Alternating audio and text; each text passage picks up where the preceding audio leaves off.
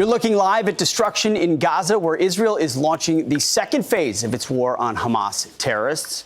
The IDF now says at least 450 terror sites and tunnels have been destroyed in Gaza and is warning innocent civilians to get to safety before the attacks ramp up even more.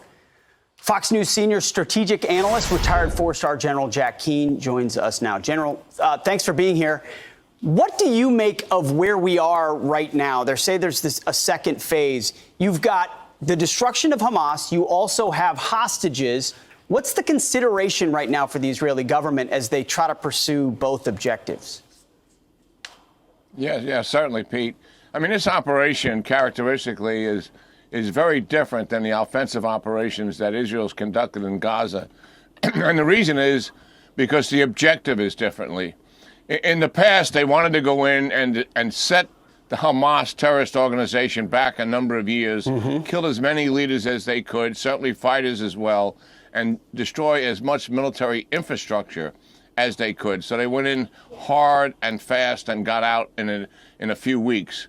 This mission that's been given to the military is to dismantle the terrorist military and terrorist organization and also its political entity.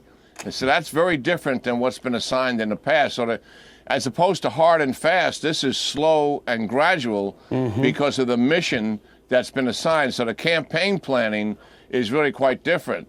There's been extensive bombing here that we've seen now for 2+ weeks against actionable targets, certainly. And I think they've spent a lot of effort, and as you pointed this out, and your colleagues, in dealing with the tunnel complex and making certain as much of that is destroyed that's possible, without having to go through civilian infrastructure to destroy it, as you pointed out, dealing with the hospital itself. And other actionable targets, certainly as much military infrastructure as they can in that bombing. And then they started what we in the military call a shaping operation, where they conducted raids against actionable targets. These were ground assault raids supported by air power when needed, and it was in and out. But they had targets, they knew where they were, they had a sense of what that is, and then they returned out of Gaza after that was completed. And now they've conducted an offensive where their troops are actually staying, and it's being conducted on multiple axes from the north and from the east. And they're going slow systematically for a couple of reasons. One, they want to preserve not taking a lot of casualties themselves, the civilian casualties, but the overarching shadow of this operation that is very different, and you have mentioned it, are the hostages themselves. And that's a critical part of this operation, and it's actually impacting the tempo of the operation as it unfolds before our eyes. So you think it's holding back the tempo right now as negotiations are ongoing? Do you think these operations are meant to increase leverage for the hostage situation, General? Yeah, certainly. But I don't think they're going slow so they can understand where.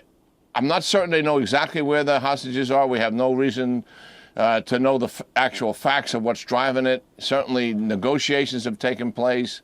4 have come out. They came close, I think, to 50, and that didn't work. So that's a factor in what has taken place here. They're certainly working on hostage rescue, and as complicated that is, but they've got excellent people who know how to do that sort of work. All of those are factors in this operation that are taking place. But it's very different from the past. And I think it really, Pete, it's got Iran's fingerprints over it. Iran has been in the hostage-taking business since the 1980s. It's been a mantra of what they do. Hamas never has been. It's not that they haven't done some of it, but it's always been very limited. This wholesale taking of hostages over 200 plus, now up to 230 plus, that's Iran's fingerprints. And they wanted Hamas to be able to use this as leverage in the operation. And certainly that has taken place before our eyes as well. That's no doubt. It's completely unprecedented. We're almost out of time, General. Real quick, you've seen that hospital. Eventually, if you want to take the headquarters and you want to destroy Hamas, it's going to have to be Israeli boots dismantling the tunnels underneath that civilian hospital, right?